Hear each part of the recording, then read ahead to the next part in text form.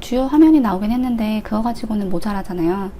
사용자가 들어와서 어떠한 행동들을 할까, 다양한 경우의 수들을 생각을 해봐야 되는데, 제품이 없다 보니까 어떤 거를 가지고 생각을 해볼 수 있는 그 건덕지가 그 가시적인 것이 아무것도 없는 상태잖아요. 그래서 최소한의 화면이라도 필요한 거는 일단 몇 개 만들어 놓자 해가지고 로파이 주요 페이지들 몇 개 일단 빠르게 만들어 본 거예요. 그래서 이거를 가지고 이보영 씨라는 분이 검색을 할 때 어떤 식으로 검색을 할까 미리 생각을 해보는 단계가 필요해요. 그 경우의 수들에 대해서 이것저것 고민을 해보는 그 단계를 저는 뭐 유즈 케이스 아이디에이션이라고 네이밍을 한 거고요. 이보영 씨가 지금 그 세탁세제를 사려고 하는 상황이잖아요. 이때 이보영 씨가 할 수 있는 그런 경우의 수가 크게는 두 가지 정도가 있을 것 같아요. 검색 그 아이콘을 탭해서 찾아가는 그런 플로우가 하나 있을 거고, 그리고 카테고리를 통해서 들어가는 플로우가 있을 거고, 이렇게 크게 두 가지가 있을 것 같은데, 지금은 일단 이 검색, 상단에 있는 그 검색 기능을 활용해서 제품을 찾아가는 플로우만 한번 살펴볼 거예요. 유즈 케이스는 다른 말로 다양한 시나리오, 경우의 수 이렇게 해석하시면 더 이해하기 쉬우실 것 같아요. 그 다양한 경우의 수들을 세분화하는 작업이다 라고 생각하시면 되는데, 그 세분화하는 작업을 저는 이렇게 진행을 해요.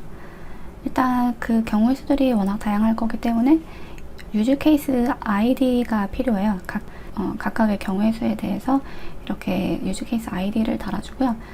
이거는 딱히 정해진 포맷이 있는 게 아니라서 그냥 본인하고 팀원들이 잘 이해할 수 있는 그런 형태로 작성해 주시기만 하면 돼요. 저 같은 경우에는 우선 퍼소나 이름 쓰고, 그리고 어떤 대메뉴를 통해서 들어가는지 그 메뉴 이름, 그리고 기종은 뭐 모바일인지 웹인지 그 구분해서 표시해주고, 그리고 이렇게 세부적으로 나눈 그 행과 열의 제목들을 표시를 해줘요. 그 다음으로는 골 1을 적어주고, 첫 번째 열 이름은 해피패스라고 적었거든요. 그래서 여기다가도 해피패스라고 적어줘요. 순서대로 골에 대해서, 그리고 해피패스, 아더패스에 대해서 순차적으로 설명을 드리고, 얘네는 어떻게 세분화했는지를 그 다음으로 설명을 드릴게요. 이제 골 같은 경우는 이보영님의 지금 목표가 어떤 특정 세제를 찾아서 장바구니에 담으려고 하는 거잖아요. 근데 그거를 쪼개서 세분화를 한 거예요. 그 목표를 쪼갠 건데, 검색하고자 하는 목표가 일단 있을 거고, 그리고 이제 검색해서 결과가 표시되면 그 결과 중에 원하는 제품을 찾고자 하는 목표가 있을 거고, 그리고 그 특정 제품에 대해 좀 더 상세한 정보를 보고자 하는 그런 목표가 있을 거예요. 그래서 목표를 이렇게 잘게 쪼갠 거고요. 거기다가 골 1, 골 2, 골 3 이렇게 이름을 붙여준 거예요. 그리고 열의 제목을 보면 해피패스랑 아더패스라고 적어놨는데, 해피패스는 그 제작자 입장에서 봤을 때 가장 이상적인 워크플로우라고 할 수 있어요. 어떤 제품을 찾고 나서 특별한 행동 없이 바로 하고자 하는 거를 해버리는 아주 그런 심플하고 단순한 깔끔한 그런 워크플로우인 거고요. 이제 아더패스는 그 외 기타 등등인데, 여기서는 대표적으로 에러가 나는 경우가 포함이 될 수 있어요. 그래서 뭐 검색했는데 원하는 결과가 안 나왔다거나, 한 개도 없다거나, 아니면 진짜 심각한 뭐 오류, 뭐 검색이 안 된다거나, 뭐 여러 가지 경우들이 있겠죠. 그런 에러가 일단 대표적으로 포함이 되고, 또 다른 분류로는 크고 작게 추가적으로 하는 행동들이 있을 거예요. 검색하는 행위만 놓고 보면은 타이핑해서 적는 게 아니라 최근 검색 기록 중에 있나 찾아보는 그런 또 다른 그런 행동 패턴으로 검색을 하는 사람들도 있을 거란 말이죠. 그래서 그런 기타 등등 여러 가지 나머지 시나리오들이 죄다 이 아더패스에 포함돼요. 이 아더패스에 대해서 리스트업을 할 때는 조금 고민을 많이 해봐야 돼요. 예전에 저는 뭔가 생각할 게 있을 때 육하 원칙이라는 기준을 많이 대입을 한다고 설명드렸었는데, 그거 말고도 저는 CRUD라는 방법을 창구를 많이 해요.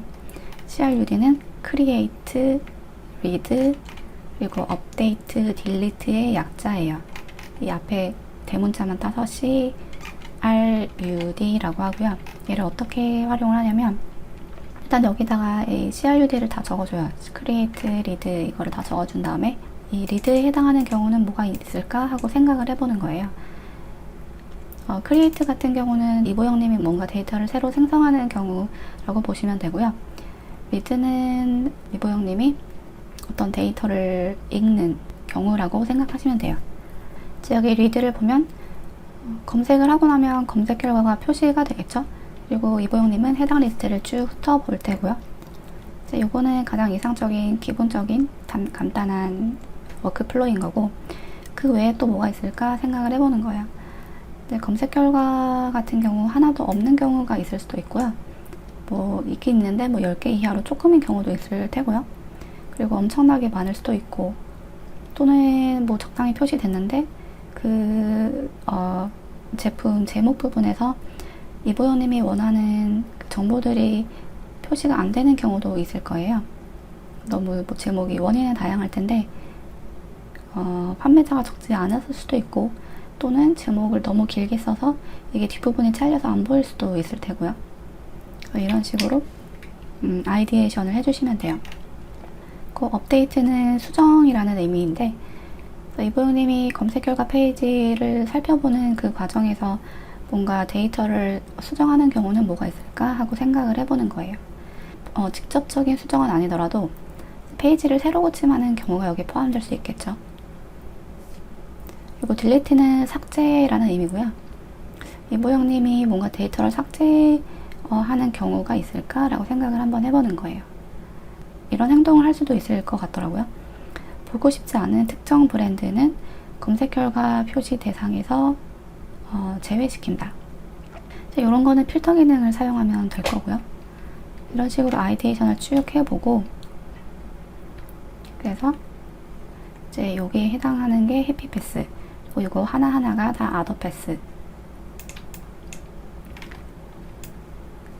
오른쪽에 그 유즈 케이스들을 좀 더 디테일하게 행동을 잘게 쪼개서 쭉 나열을 한 거고요.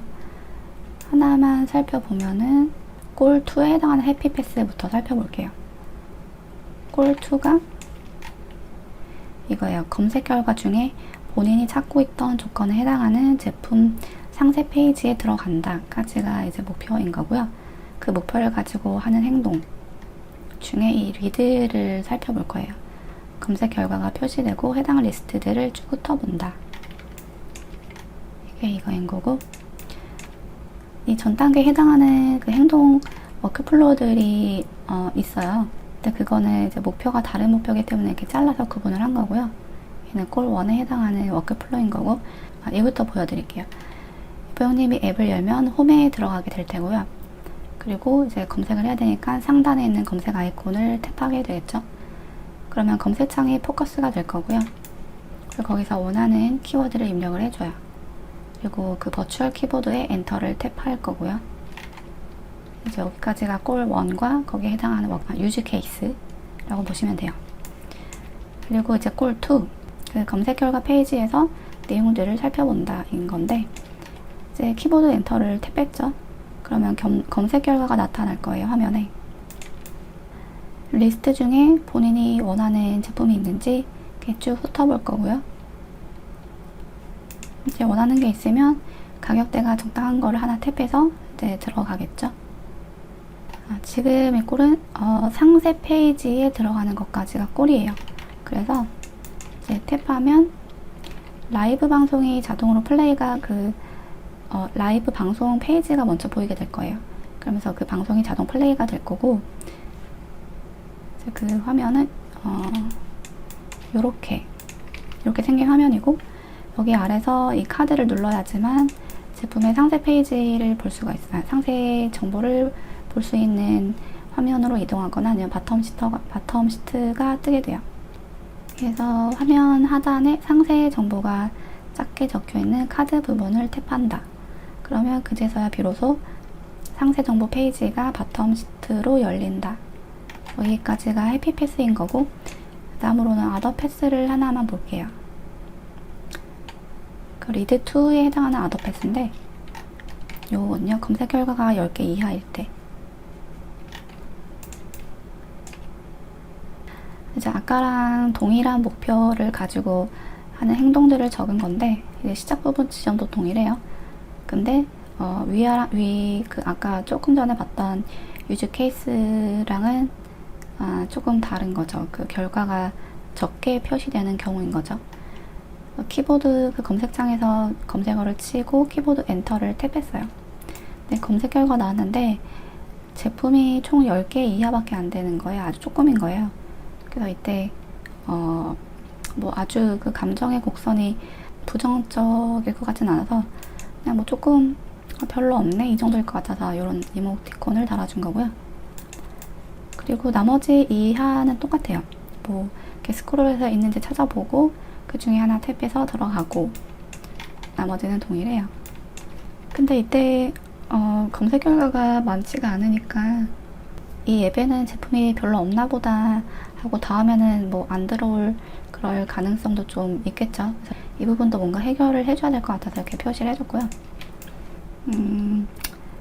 다른 것까지 하나만 더 볼게요. 리드4에 포함되는 건 해당하는 건데 리드4가 이거 검색 결과가 이렇게 쭉 리스트업이 될 건데 거기서 본인이 찾고자 하는 제품을 찾지 못하는 경우예요.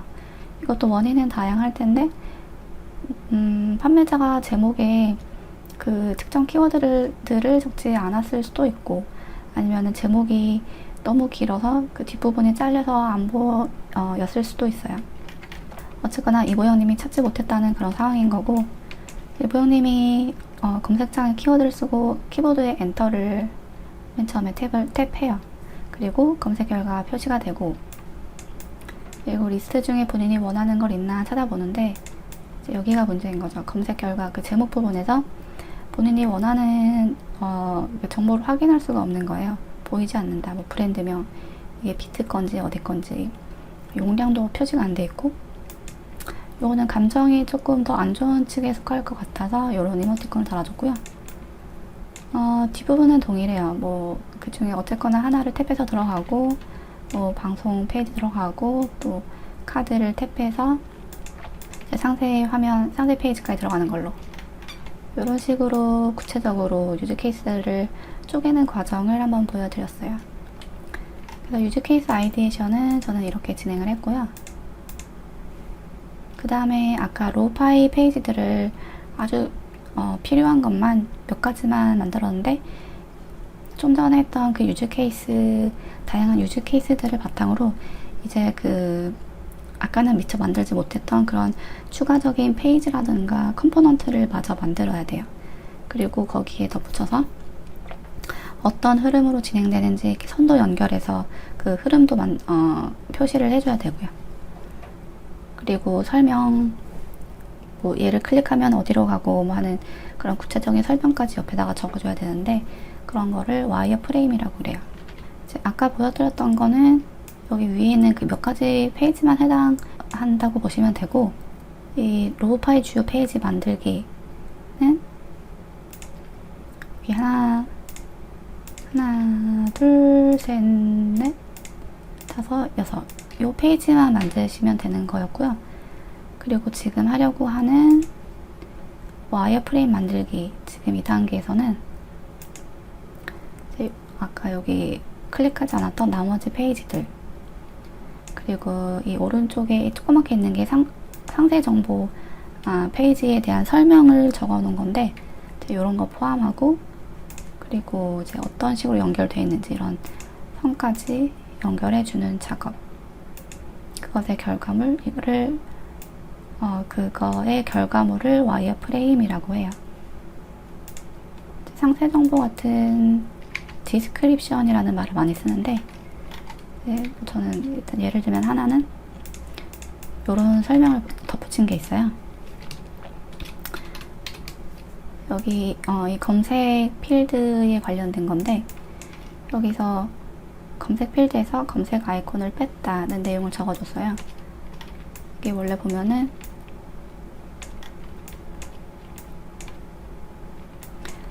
어떤 앱들 보면은 그 검색 필드 안에 이렇게 검색 아이콘이 들어가는 경우들이 좀 있거든요. 근데 저는 그냥 이 검색 아이콘을 누르고 포커스가 되면 아예 아무것도 안 뜨는 걸로 바꿔줬어요. 그리고 타이핑을 하면 이 삭제 버튼은 보이게 되고요. 근데 이 검색 아이콘을 뺀 이유는 포커스 된 상태 그리고 키워드를 입력한 상태일 때는 밑에 이렇게 버추얼 키보드가 뜨게 되는데 여기 어차피 아래쪽에 엔터키가 있거든요. 검색 엔터. 그래서 굳이 오른쪽에 넣을 필요가 없을 것 같아서 빼는 게 좋겠다 싶어서 뺐어요. 그래서 그 변경한 사항이 있으면 여기다 적어주고 아니면 뭔가 부가적인 설명, 만든 사람이야 잘 알지만 이거를 보고 개발하시는 분들은 잘 모를 거잖아요. 그래서 그 다른 팀원들을 위해서 부가적인 설명이 필요하다면 그런 것도 설명을 적어주고 해야 되는데 거기에 대한 설명 같은 부분은 이유를 적을 필요까지는 뭐 없을 수도 있고, 근데 뭔가 변경을 했다 하는 경우에는 그 이유를 같이 적어주는 게 나중을 위해서 좀 좋아요. 이게 작업을 하다 보면 변경할 게 엄청 좀 자주 이것저것 변경을 하게 되거든요. 그러다 보니까 내가 작업자라 하더라도 나조차도 헷갈릴 때가 있어요. 이거를 내가 왜 변경하기로 했더라? 이러면서. 그래서 그런 이유를 적어줘야지 나중에 헷갈릴 일이 없어요. 그리고 언제 변경했냐 이런 날짜도 표시를 해주는 게 좋고, 그리고 그 변경을 했다면 아니면 뭐 굳이 변경이 아니더라도 어쨌든가 뭔가 결정을 했으면 그 의견을 주도적으로 제시한 사람, 동의한 사람들이 있을 텐데 그 사람들에 대한 이름도 같이 적어주면 좋고요. 그리고 요거는 뭐 여기에 뭐 검색, 키보드, 엔터키 이런 키워드들이 적혀 있긴 한데 여기에 적혀 있지 않은 유사한 그 키워드들이 있다면 나머지는 여기에 적어주시면 돼요. 이거를 적는 이유는 나중에 내가 이런 상세 내용을 확인하고자 할 때 검색을 해서 찾아가는 경우들이 꽤 있거든요. 그래서 나중에 검색할 때 좀 쉽게 찾아보기 위해서 적어주는 게 그 이유예요. 예를 들어 여기는 뭐 키보드라고만 썼는데 버추얼이라는 거를 뭐 적어줄 수도 있고 버추얼이라고도 할 수 있고 요런 것도 있어요. 버추얼과 버추얼 이거는 U고 이거는 U잖아요. 요런 미세한 차이 때문에 어떤 거는 검색에 걸려서 표시가 되고 어떤 건 안 되고 하면 나중에 그 어떤 특정 내용을 찾아보고자 할 때 버추얼로만 적어놨는데 내가 검색할 때는 또 버추얼이라고 여기다가 버추얼 이렇게 해놓으면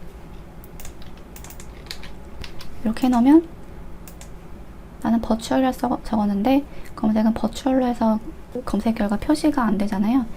그래서 그러한 상황들까지 고려해서 나중에 편의성을 위해서 관련 있는 키워드들은 다 여기다가 적어주는 거예요. 영어로 적어주셔도 되고요. 그래서 이런 식으로 저는 디스크립션을 활용하고 있어요. 그리고 중요도도 뭐 미디엄 몇 가지로 나눠놨는데 미디엄도 있고 뭐 로우 그리고 높은 거 TBD는 나중에 결정한 거란 뜻이고요. 그래서 이거를 이렇게 셋 중에 하나 넷 중에 하나 이렇게 선택을 해놓으면 나중에 막 진행을 할 때 일정이 되게 촉박해서 일단 급한 것부터 처리를 해야겠다 싶으면 요거를 바탕으로 이 우선순위가 높은 것부터 들여다보면 되거든요. 그래서 그런 이유 때문에 중요도도 같이 표시를 해주고 있어요.